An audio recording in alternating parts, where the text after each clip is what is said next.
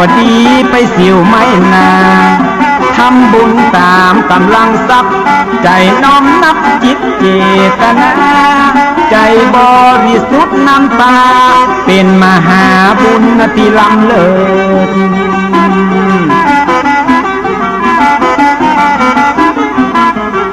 ได้บำรุงพระพุทธศาสนาดูแลสังฆาเป็นสิ่งประเสริฐการทำบุญเป็นจุดก่อเกิดเมื่อคนมีใจเพื่อแผ่แต่หน้าผลบุญสนองวันหน้าวันตาตราบจนเฮาลาสู่ปาลาโล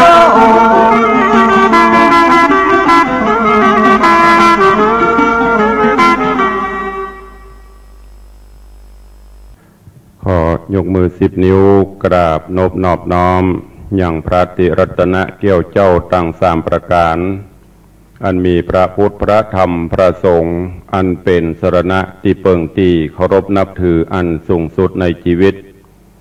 กราบคารวะแทบไตรไวยสาปารมีธรรมพระมหาเถรานุเถระ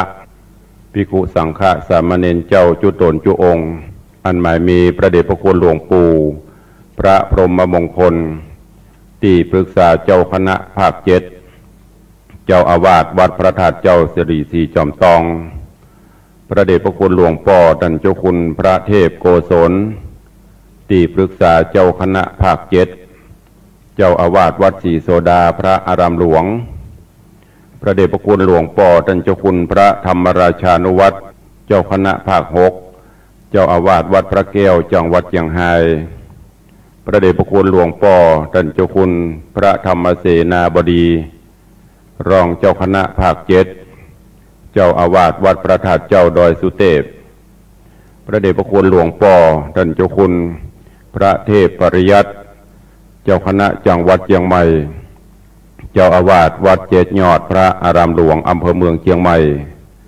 พระเดชพระคุณหลวงพ่อท่านเจ้าคุณพระเทพสิทธินายกเจ้าคณะจังหวัดเชียงรายเจ้าอาวาสวัดพระสิงห์จังหวัดเชียงรายพระเดชพระคุณหลวงพ่อท่านเจ้าคุณพระเทพสิงหวราจารย์รองเจ้าคณะจังหวัดเชียงใหม่เจ้าอาวาสวัดพระสิงห์วรมหาวิหารอำเภอเมืองเชียงใหม่พระเดชพระคุณหลวงพ่อท่านเจ้าคุณพระเทพมังคลาจารย์รองเจ้าคณะจังหวัดเชียงใหม่เจ้าอาวาสวัดตาดอนพระอารามหลวง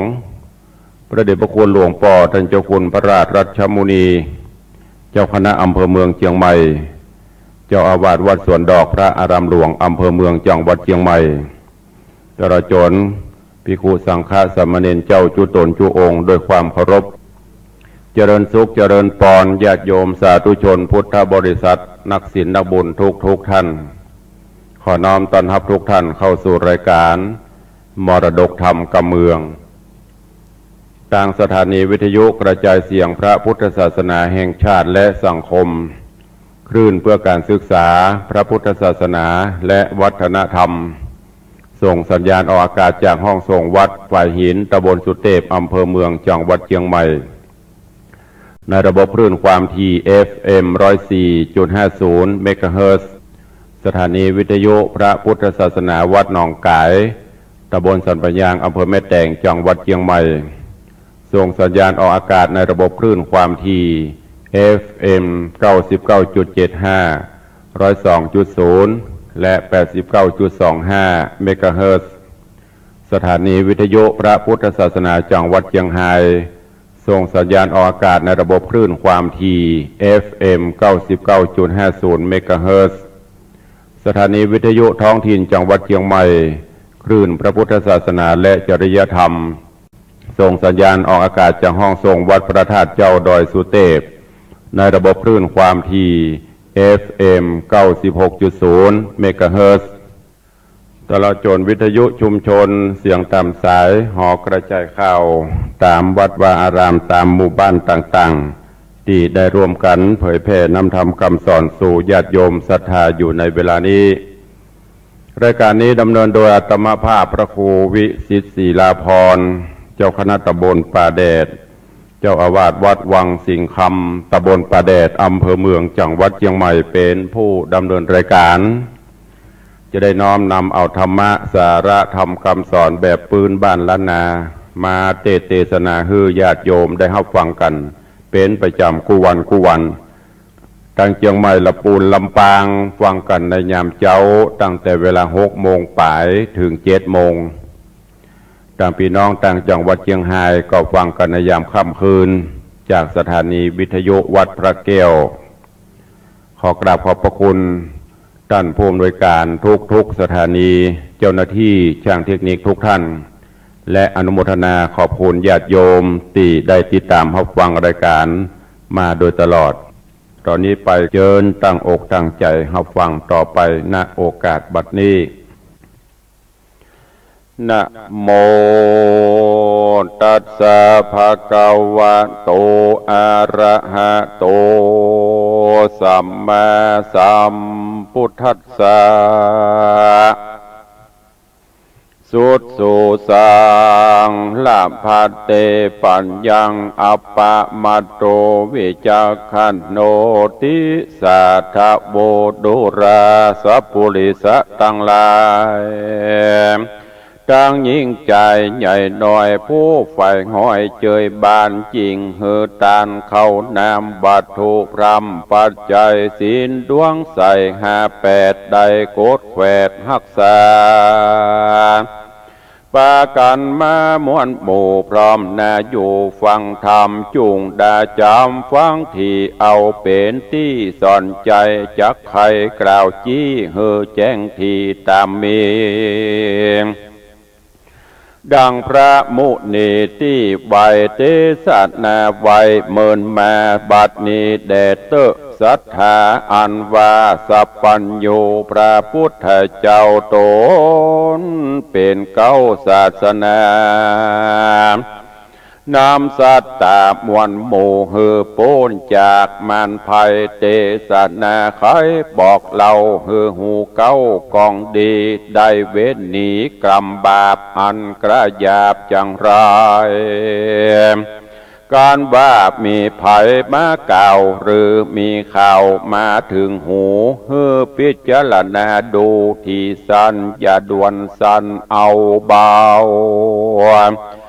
อย่าถือเอาโน่นงิ้วใจจุ่งติ้วเอาหินพากันฟังเขาจะโดยง่ายก็จ้างหอนให้ไปลาง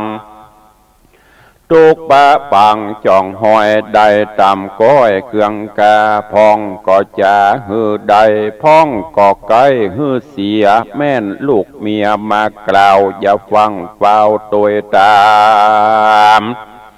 แม่นคนหลายล้ำใหญ่น้อยมากล่าวถอยกรรมดีว่าตนบุญมีมาเกิดตนเจ้าว่าตนผาเสดมีมาจุงพิจารณาสันส่องฮือแม่นจ้องกองดีดังราชสีห์ตัวหนึ่งเราอยู่ป่าเศร้าหิมพานต์หันกวางฟันมาจางอันสัตว์ปากวางนาหกเล่นมาเป็นหมู่ต้นไม้ลู่เป็นสายได้เจ็บลายไม่มาดก็โอกาสจะทำใครหูความเก้าเหตุหือเข้าโป้นเขตเครื่องขีดังนิยายมีแต่ก่อนเจนปูมอนปิตาว่ายังมีกระต่ายตัวหนึ่งนาบ่อไรนอนอยู่ใต้ต้นตาลพงสำราญมาม้อยดาจักม้อยหลับไปล้มกวัดไกวลายหลากหน่วยตันหักไปบนหล่นลงโหนต่ำไตโตกถูกใส่ใบแห่งอันงาข้างแจงหนเนื้อเสียงดังเหลือมีกองสะนันห้องไพรโซนกระต่ายต้นสะดุงสติฟุ้งเววาเกิดวาดดอยผาจักลมแผ่นดินลมเปปังบอกเกิดยังเหตุเก้าว่ามีแต่เล่าสันได้ ป้อยหนีไปบ่จ้าเอาไปนาเป็นหมายย้อนกว่าตายหมูรีบบอกเจ้าหมูเรียวปันว่าจูงปากันอย่าจะเล่นจอมข้าเรียววายการบอกไปนั้นใส่สู่จักใดเมื่อมอนเหตุดงดอนป่าไม้แผ่นดินใหญ่แตกมั่งบ่ลอข้างที่อยู่ไปสู่เรียวปานย้อนข้าหันสันทีบอบมีที่สั่งกาจิงเล่นมาสู่รอดอีดหิวหอดดาตายสัตว์ตั้งหลายหน่อยใหญ่อยู่ป่าไม้ดงดานคือกวางฟันแลดสู่วอกก้างหมูนางนีจูมเสือมีหยาบจ้าตั้งจ้างและมากงัวควายหมูป่าลายละเลือนกระทิงเถื่อนดงตานได้ยินมันเป่าห้องสนั่นกองแดนไกลก็ใส่ใจว่าเป็นแก่นว่ามีแม่นเป็นไม้ต่างกว่าตายจุผู้เล่นสะสู่สะโสนกระต่ายตนหยาบจ้าเล่นก่อนนานำตังลัดดงขวางห้อมห่วยเหี่ยวลิงจ้วยผาจานไม้โดงตานน้อยใหญ่หักล้มไขว้เปปังมีเสียงดังคระคลื่นดังจากฟื้นโดงรีตีนานราชสีอาจกลาเอวสอดลาดดงดานหันกวางฟันแรดจ้างวอกวีกังนางนีตั้งเสือมีลิงเมนโหกวิ่งเต้นตามกันเสียงเนืองนั้นมีกองสะนันห้องดงรามก็จะถามใครโห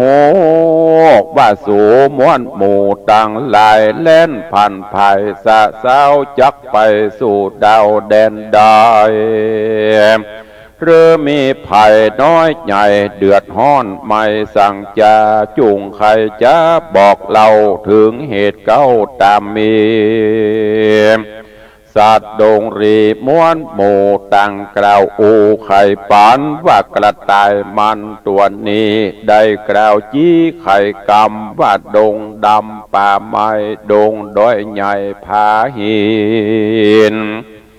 พื้นแผ่นดินใหญ่กว้างจักแตกมั่งขจายการสู่ตั้งหลายเนิ่นจะเตี้ยงความหน้ามรณากระต่ายจะบอกกล่าวก็ฟังเฝ้าภายพันแล่นตัวมันบ่จ้าเหนียวกลัวความนาตายหนีราชสีอาจกล้าบ่ได้จ้าจะถามว่าดูรากระต่ายโดงรามตัวปูมึงได้หูและหันวาดในโดงตันใหญ่กว้างแผ่นดินลมแมงในจามจิงใครจะกล่าวอูบอกเจ้าหมู่ตั้งหลายกูนี้หมายใครพอฮือแจ้งต่อกับตาจุงไกลกราปอกเต้าไปที่เก่าบัดเดียวกระต่ายดงเขียวหยาบจาก็กล่าวว่ากำไปคา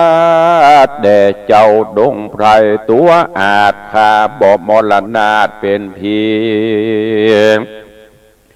ย้อนเฝ้าหนีกลาพรากยิงโป้นจากต่างตายข้าบ่หมายคืนสู่ยังที่อยู่เดิมตีราชสีเถื่อนท่อองก็ส่งเสียงห้องเร็วปันคมขนาบมันบ่จ้าว่ากูจักฆ่ามึงตายมึงจะหมายเล่นหลีไปอยู่ที่แดนใดกระต่ายดงไพรนั่นใส่กันราชสีใหญ่คมขนาบสันทะทาบยินกลัว ก็ก้มหัวหมอบอยู่บ่จางกล่าวอูไข่กำแล้วเฝ้านำไปนาป่าเจ้าป่าราชสีตั้งสัตว์ดงรีน้อยใหญ่หมื่นตัวได้เป็นตรารีบไกลกลาไปสู่ยังที่อยู่ต้นตาลกระต่ายดงดานนานแล้วก็บอกเล่าตามมีราชสีขวาดหูว่ากระต่ายลับอยู่สำราญมีหน่วยตาลตกใส่ใบตาลใหญ่อันแห้งข้างอยู่แจงหนเนือเสียงดังเหลือใจจ้าดังฟ้าผ่าลงมากระต่ายนี่นะลับอยู่บอกขวาดหูคิงโตนใจเวบนไหววันกึดดอยลั่นจักลมปัทวีลมทลายเย็นกลัวตาหมุบโมจิงบอกเจ้าหมู่บ้านเดียวต่างรีเอเปรวเล่นกว่าลัดดันป่าดงนาเหตุสัตว์นานาหน่อยใหญ่บ่อพิจารณาควายหันใส่ต่างใส่ใจแน่มันว่าเหตุนั้นมีมาดังมันจะกล่าวอูจริงแลนสะสู่สะโซนโกลักหนอันใหญ่เกิดขึ้นควายลวงลายพ้องบำบายโมยมังบ่หลอกข้างลำบากแข้งขาหากกุดการเตียวย่างหันเสสามตุกปักคำจ่องหอยได้ตำก้อยเครื่องขี่ราชสีเจ้าป่าหูแจงกว่าจุอันก็ไข่ปันบอกเล่าฮือสัตว์ป่าเศร้าดงเรียมได้รีบหนีขึ้นสู่ในที่อยู่ภัยมันก็มิหันและนามูลลาสถามวนหมู่อันพร้อมอยู่ฟังธรรมได้จำติดต่อบอกขาดคอบทใดกรรมจะใครสอนกล่าวว่ากันมีข่าวมารอดหูฮือคนิ่งดูสานที่เฮอแมนที่กองทำได้ยินกรรมกล่าวอูแม่นลิงลูดตัวลมการบ่สมมักไฟป่าเอาไม่เครื่องขีมล้างเตื้อมีคนบาปใจกระยาบปลาเอาคำขามาล่อคือแหวนเกี่ยวก็เจียงคานซ้อยสังวานกล้ามากที่เตะหากของเก๋มีเหลี่ยมเล่บ่อไรสั่งเก็บไว้บ่อสั่งเก็บได้บ่อจะตัดสองนะเรารา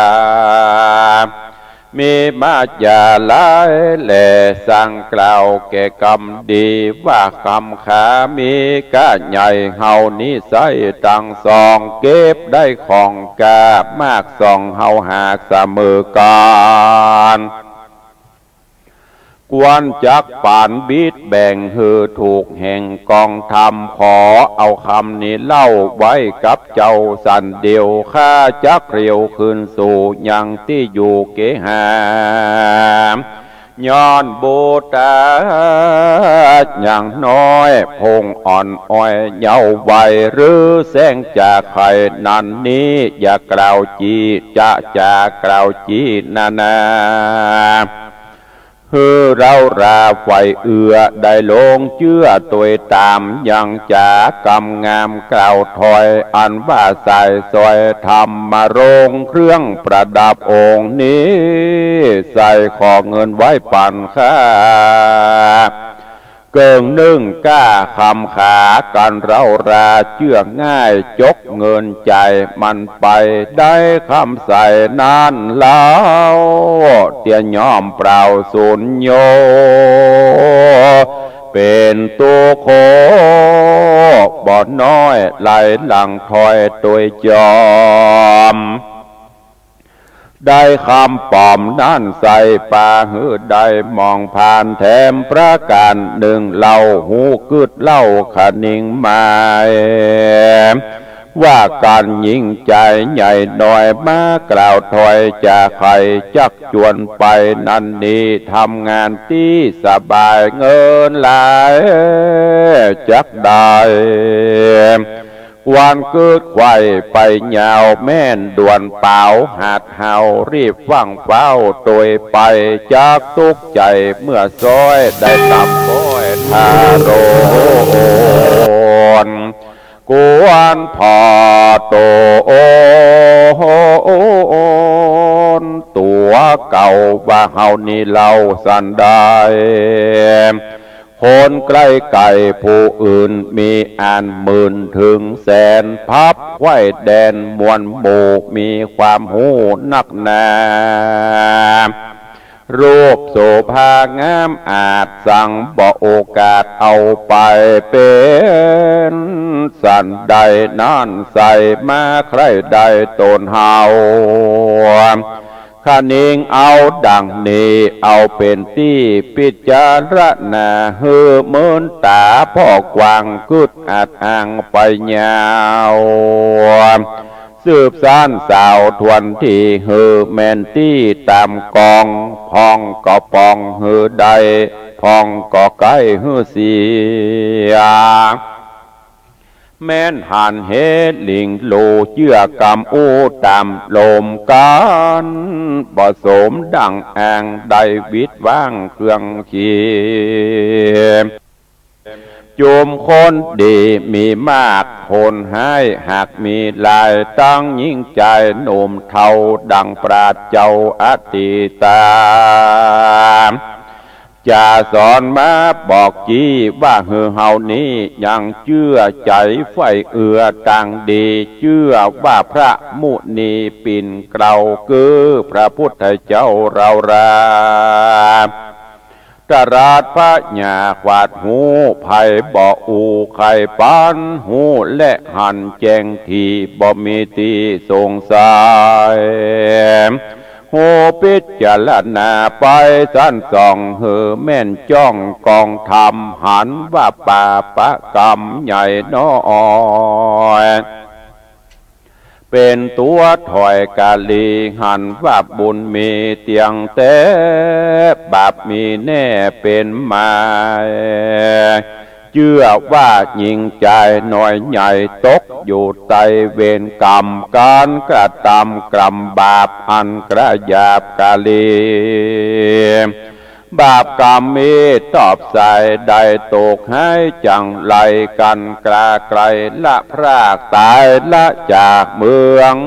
คนยอมเอาโต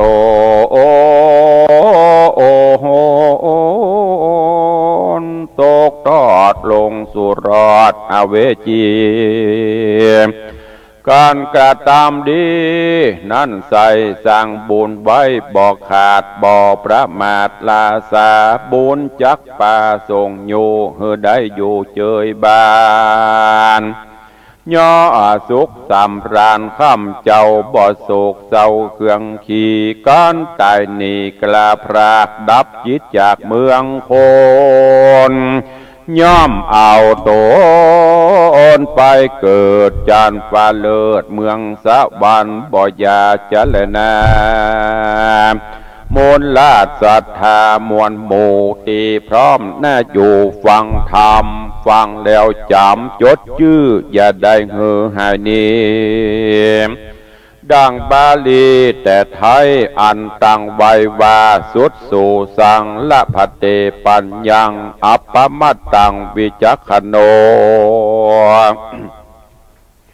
ดังนี้ใครกล่าวจี้เป็นไตว่าปุกละพูดใดก็แล้วใจฟองแผ้วยินดีฟังเมธีปราดเจ้าอันบอกเล่าใครกามโดยใจคบยำบอกขาดบ่ประมาทลาสาหูพิจารณาสันทีเฮือแมนที่กองดี พญามีผาเสดเตียนย่อมเกิดมีมาได้น้ำป่าปนจากต่างทุกยากมันภายแม่นคนไกลกะแม่นคนใกล้ไก่ใหญ่น้อยมากล่าวถอยไข่กำจูงจะจักจูงนำนันนี้ควรคืดที่พิจารณาอย่านำนะลิงโลตามกำอูคนลายจ้างป่าวายเมื่อซอยได้ต่ำก้อยมองผ่านดังนิทานบอกเล่าว่าสัตว์ป่าเศร้าโดงนาฟังกระต่ายจ่าเอิ้นเป่าก็ฟังเฝ้าตัวไปบอกขานิ่งในกึดสอดพ้องมวยมอดมรณาพ้องแข้งขาหักลากได้ลำบากเครื่องคิดดังราชสีตัวอาจหูกึดกวาดหันสายเฮือสัตว์ดงไพรใหญ่น้อยกล้ากลาดกร้อยต่างวัยคือโป้นต่างตายจุโพเฮือได้อยู่สวัสดีนั่นแหละนะเนติตังกิญาสังวันนาวิเศษจะห้องเหตุธรรมเทศคำสอนเรื่องอย่าถือนุ่นงิ้วฮือติ้วหินผาก็บังโกมสมฤเอสเดชญาติโยมได้ติดตามรับฟังทำก้อมทำเรื่องเดียวจบที่ตุลุงได้น้อมนำมาเทศนาก็เข้ากับบรรยากาศโลกในปัจจุบันนี้ญาติโยมทั้งหลายที่ทำเพิ่นสอนว่าจะไปถือเอานุ่นงิ้วคือจะไปหูเบาตัวเบาลำไปคือติ้วหินอิ้วผาก็คือมีความหนักแน่นโดยเฉพาะสังคมโลกออนไลน์สังคมโลกการสื่อสารกว้างไกลโลกทั้งโลกอยู่ในอยู่บนปลายมือเขาจะหันว่าปัจจุบันนี้สื่อต่างๆโดยเฉพาะโทรศัพท์เพิ่นจะมีลูกเล่นเพิ่นจะมีเครื่องมือต่างๆหรือว่ามีช่องทางหลายๆอย่างแม้กระทั่งประเดี๋ยวหลวงพ่อถ่ายทอดสดก็ได้ส่งแชทส่งไลน์ส่งอย่างสปะสปันโดยเฉพาะแล้วถ้าเรามีความหนักแน่นดูแล้วก็คิดพิจารณาเอาได้ก็ดีแต่ส่วนมากมันบ่อ่านพอหันอย่างมาหน่อยเอาล่ะกดแชะกดไลน์กดส่งต่อกดแชร์กันไปบ่ได้คิดว่ามันเปลี่ยนจะได้บ่ได้พินิจพิจารณาก็สร้างความเสียหายเกิดขึ้นเพราะฉะนั้นญาติโยมทั้งหลายตลอดจนสังคมเฮาปัจจุบันเนี่ยได้ยินกำเหล่ากำลือกำเหนือกำใต้เก็บเข้าใส่แล้วก็อู้กันไปบ่ได้คิดบ่ได้พิจารณาแยกแยะดีโหบ่ดีโหถูกครับบ่ถูกมีแต่บ่แต่บ่ว่าอย่างประเดี๋ยวนี้ญาติโยมทั้งหลายลองสังเกตพอโดยเฉพาะข่าววัดวาอารามนี่ข่าวพระสงฆ์องค์เนนนี่โอ้จะขายม่วนแล้วก็ผู้บริโภคก็ไปเจ้าภายส่วนมากก็หมู่พี่น้องพุทธศาสนิกชนเท่านี้ชนถ้าเป็นพุทธศาสนิกชนที่แต่เพิ่นก็จะหูจักแยกแยะหูจักเข้าใจอันที่พุทธพวกห้องอย่างพุทธศิแลนพอหันข่าวหันหูพระสงฆ์องค์เนนลงตามสื่อต่างๆปากันจมปากันแจ้งปากันเป็นศรัทธาตกทางที่ส่วนมากก็จะตกอยู่ละวัดก็บ่ค่อยเข้าพระเจ้าก็บ่ค่อยไหวและสุดท้ายหันข่าวกับสำยิงตกลงไปแหมอันเนี้ยเป็นอันตรายเนอะญาติโยมทั้งหลายคิดพิจารณายิ่งประเดี๋ยวสำยิงพระพุทธศาสนาของเฮาก็มีภัยรอบด้านภัยภายนอกภัยภายในถึงภัยภายนอกนี่ก็นักภัยภายในนี่ก็สาหัสลองที่มันเป็นข่าวมันเนี่ยเขาก็มาคิดพิจารณาเอาให้ดีแยกแยะอย่างเมื่อเมื่อกี่วันนี่ข่าวอย่างตู้เจ้ารูปหนึ่งที่เอาเปิ้นเอามาแชร์กันในเฟซบุ๊กในไลน์นะตุลุงก็อ่านก็หันก็พอติดตามข่าวสารโดยเปิ้นอยู่ โอ้ตุเจ้าแต่งตัวจัดดีแม่หญิงก็แต่งตัวจัดงามเป็นว่าไปกอดไปหอมกันอันนั้นเป็นการจัดฉากพอถ่ายลงปุ๊บเดี๋ยวตุลุงไปเปิดพอคนที่วิเคราะห์วิจารณ์แสดงความคิดความหันปดโทษส่วนมากจะด่าอีลำเรือยังบัดซิกเหรอมารศาสนามารอุสัปปะเอาไปเอามาปุ๊บเป็นว่าเปิ้นสร้างสถานการณ์สร้างฉากเพื่อที่จะทำลายศรัทธาความเชื่อประศรัทธาความเลื่อมใสของพี่น้องจะพุทธเท่านี้ฮือตกฮือลมฮือหล่นลงบางคนก็โอ้พรานทั้งที่เมินก็จะทำบุญนะก็ลวดพานจะมาทำบุญสูนตานมามีความหนักแน่นปฏิตามบักแยกแยะให้มันถึงที่วัดที่มาที่ไปมันเป็นจะได้ลองคิดพิจารณาดูถ้าเป็นตุเจ้าแต่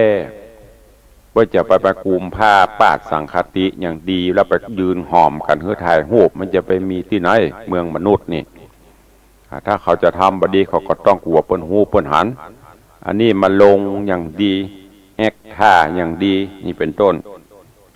หรือบางเตื้อเมื่อก่อนที่เฮาหันตุเจ้าไปคุมเข้ามาขี่รถอย่างดีมาถึงกลางตังมานั่งเตสตางที่โยมเพิ่นใส่แล้วก็เอามานับลงถ่ายลงคลิปถ่ายลงแชร์กันถ้าตุเจ้าดีๆอย่างตุลุงนี่มันเยอะลุวัดก็มีลุในห้องในหอก็มีจะเตนับแบงปันแบงอย่างก็ได้ไผ่เจ้าหันลุนี่อย่างจะต้องมาถ่ายลงอันนี้ก็เพราะมีจุดประสงค์อันอื่นเหมือนอย่างทำที่เตะตะเกียกระต่ายหน่วยตานตกใส่การใบตานแห้งเศร้าว่าได้จะดุ้งหาว่าแผ่นดินจะล่มโล่นไปบอกให้หมู่สิงสารสัตว์ทั้งหลายหมู่นั้นหมู่สิงสารสัตว์ก็แบบพอได้ฟังได้ยินแล้วบพิจารณาแต่หุ่โล่นตัวก้นก็เป็นปุ๊กจนกระทั่งพญาราชสีห์มาพบมหันสอบสวนสืบสวนปลาไปพอ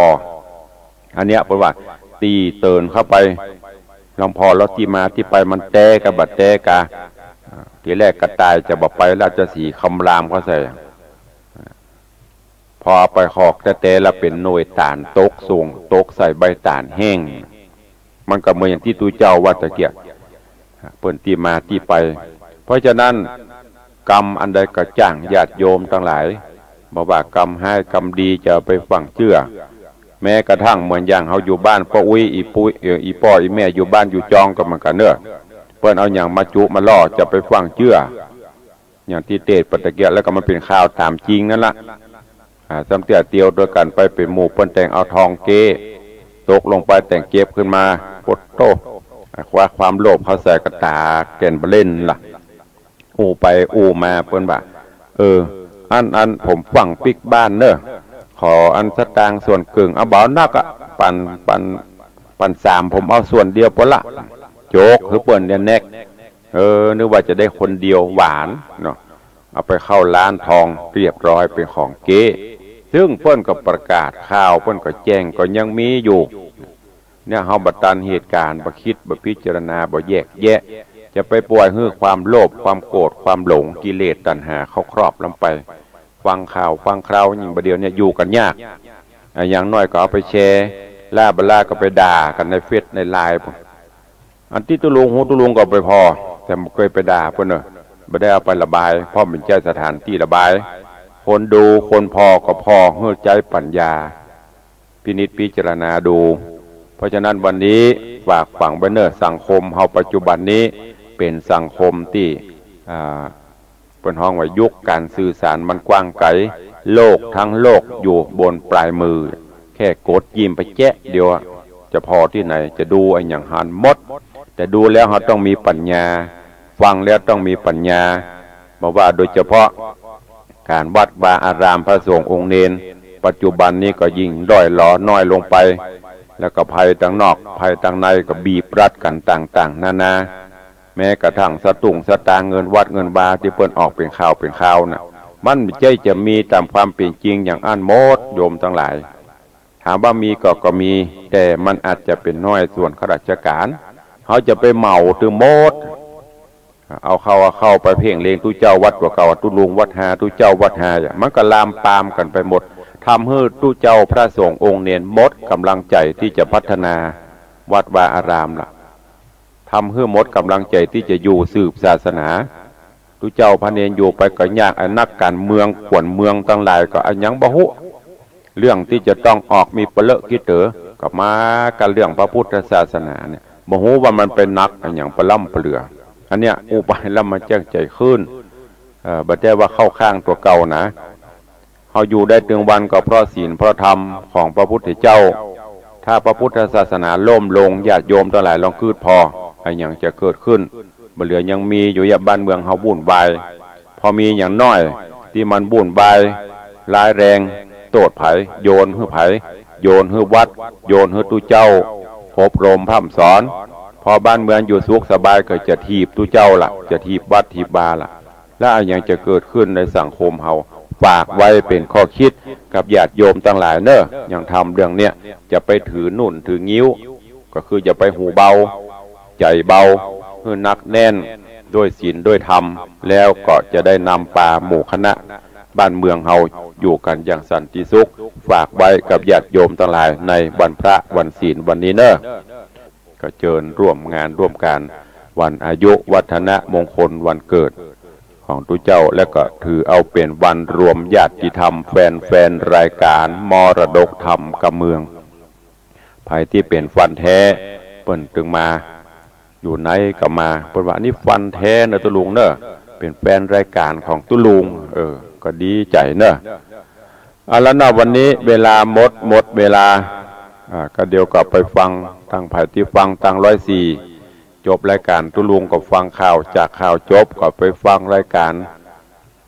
ธรรมะเพื่อประชาชนแล้วก็เพลงม่วนๆจากท่านอาจารย์พระครูธีระสุตพจน์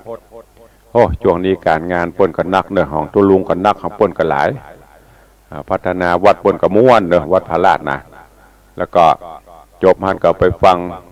รายการเสียงจากชุมชนป่าแดงและสันทรายหลวงเป็นลำดับไปโดยน้องลาทุปีเอปกาหมากปกาข้าวแตนช่วงนี้ข้าวแตนตากบ่ได้ก็ตากหมากเดือนเก้านี่เขาว่าโรยหรอ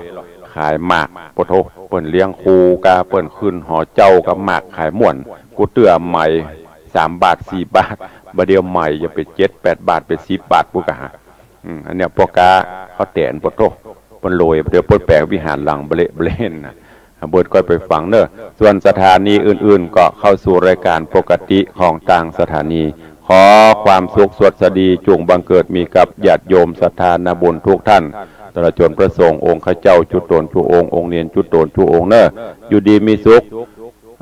สุขภาพสมบูรณ์แข็งแรงปรารถนาสิ่งใดสมความปรารถนาเหมือนกันจุตนจุองค์จุผู้จุคนจัตตารโอธรรมาวัฏันติอายุวันโนสุขังพลัง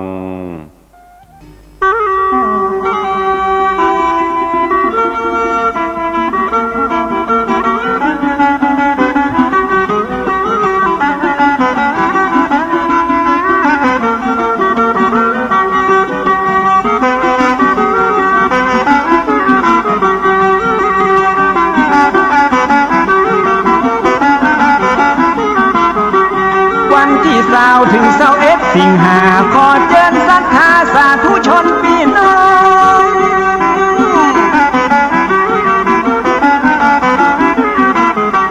เชิญเจ้าพุทธกู้หนแห่งห้องมาวัดบางสิงคำมาสร้างบุญกุศล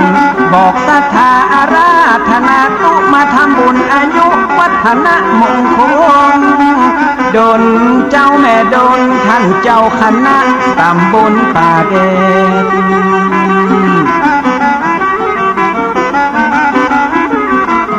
พระครูวิสิทธิ์ศีลาพรอายุวัฒนะครบ4มีไว้3 กองต้วยกันกองเงิน999 บาทบังวิทย์บังขาดแถมบาทจะถึงปาน2 กองทองกองละ9,999 บาท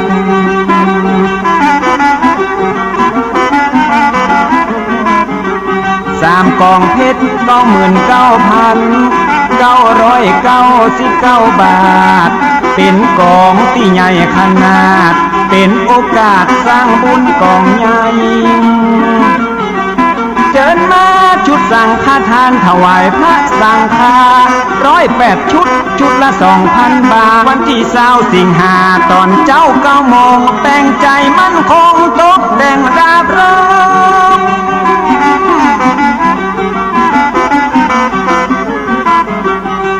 ตอนบ่ายแต่งใจนอบน้อมศรัทธามากพร้อมก็น้อมมือประสานมีพิธีทำบุญอุทิศ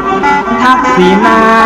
นุปทานมีพิธีสะเดาะเคราะห์ภัยมารนพเคราะห์ตั้งเก่าตั้งใหม่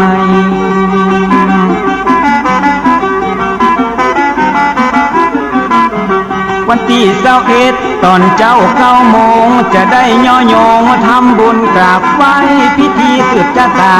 ครั้งยิ่งใหญ่พี่น้องไก่ยิ่งใจไปห่วมพิธี21 สิงหาเป็นวันดีเจิญร่วมพิธีสะเดาะเคราะห์หับโยกการสะเดาะเคราะห์สืบชะตาทำบุญทอดผ้าป่าสามัคคีครั้งนี้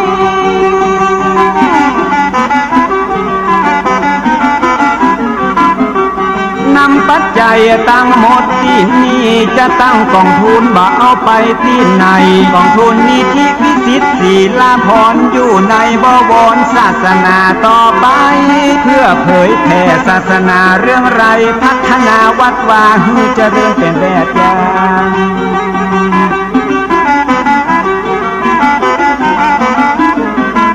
บำรุงการศึกษาพระสงฆ์องค์เน้นช่วยเหลือบำเพ็ญประโยชน์ต่างๆบูรณะปานแต่งก่อสร้างรักษาพยาบาลพระสงฆ์อาภาธน้อมนำบำรุงที่วัดด้วยกิจกรรมวัดวังสิ่งคำมาตามบนตาแดดทำบุญแล้วฮือสบายใจจะทำเท่าใดก็ได้เท่านั้น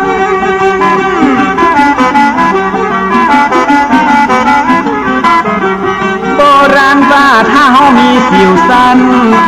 บ่ดีไปสิวไม่นาทำบุญตามกำลังทรัพย์ใจน้อมนับจิตเจตนาใจบริสุทธิ์น้ำตาเป็นมหาบุญที่ล้ำเลิศ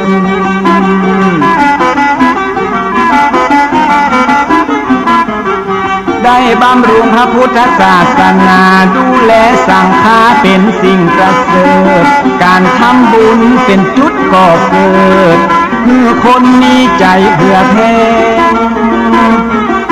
แต่นาผลบุญสนองวันหน้าวันตาตราบจนเฮาลาสู่ปาลาโล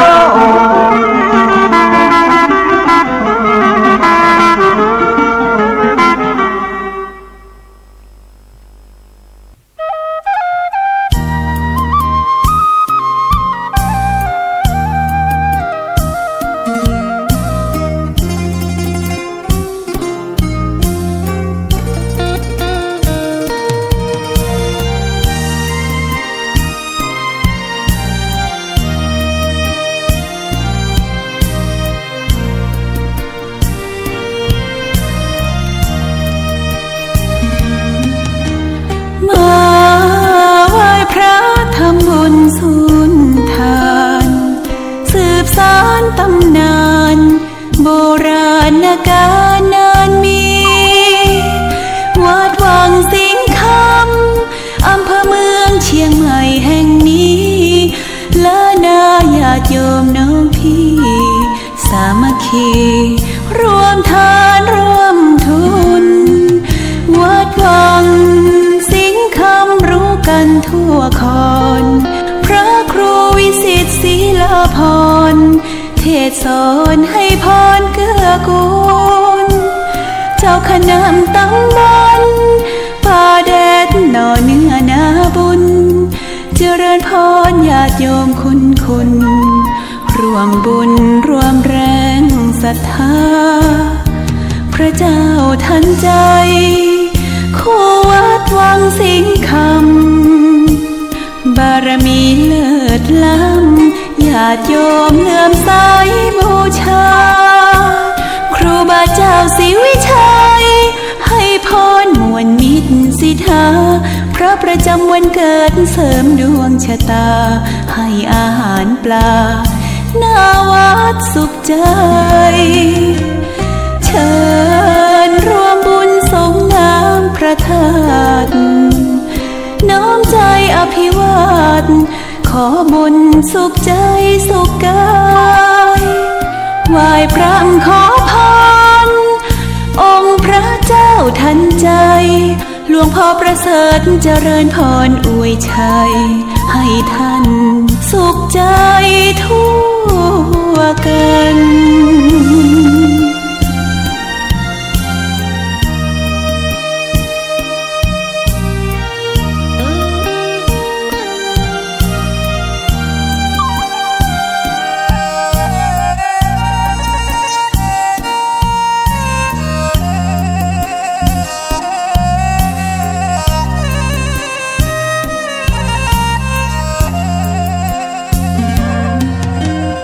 เชิญรวมบุญสงน้ำพระธาตุน้อมใจอภิวาทขอบุญสุขใจสุขกายไหว้พระขอพรองค์พระเจ้าทันใจหลวงพ่อประเสริฐ